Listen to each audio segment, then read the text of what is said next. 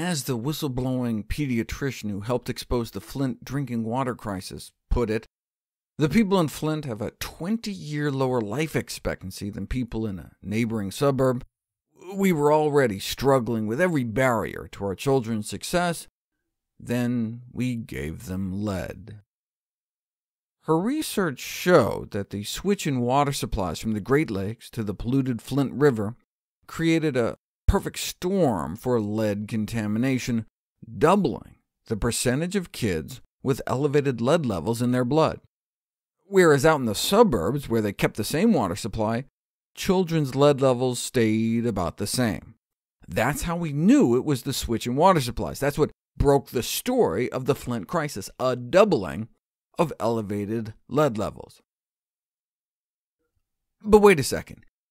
Even before the switch, when everyone was getting the same water, lead levels in children in Flint were twice that of the suburbs. There was already a doubling in elevated lead levels in Flint and other poor communities around the country, yet where have all the crisis headlines been? So even with all the bottled water in the world, the children in Flint will continue to live in a lead-polluted environment. Many have pointed out the irony that the new water from the Flint River was so corrosive that the General Motors plant switched back to a clean water source when they started noticing rust spots on their new parts, all the while water quality complaints from Flint residents were being ignored. But there is an additional irony. General Motors is a major reason why the world is so contaminated with lead in the first place, as GM invented leaded gasoline. Shortly after manufacture began, workers began to become floridly psychotic and die.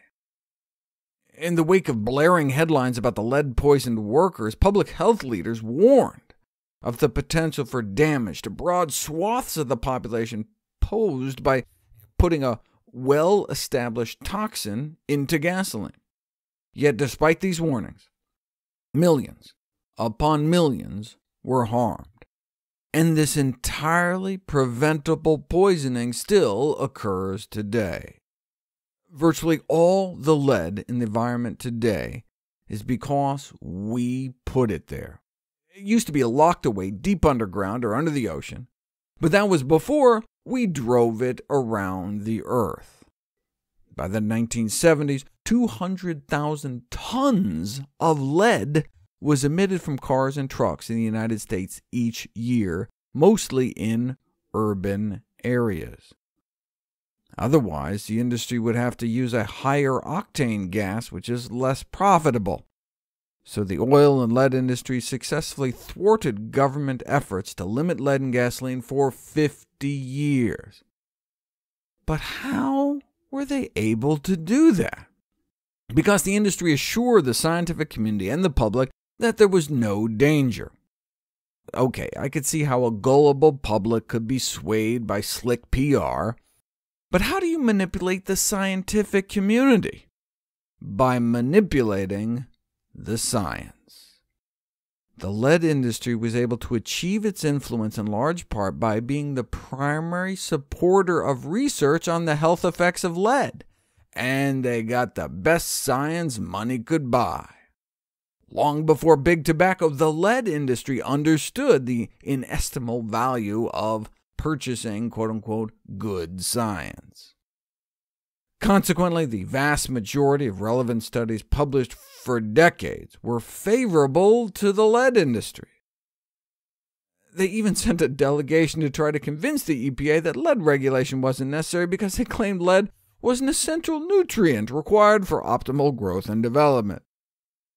Of course, the exact opposite is true, toxic to development. But there are nutritional interventions that can help alleviate lead toxicity. For example, food components that can help decrease the absorption of lead and help flush it out of your body. I've got a series of 3 videos coming up on specific dietary interventions, particular foods to eat, but, spoiler alert, in general, Food patterns that reduce susceptibility to lead toxicity tend to be consistent with just recommendations for a healthy diet.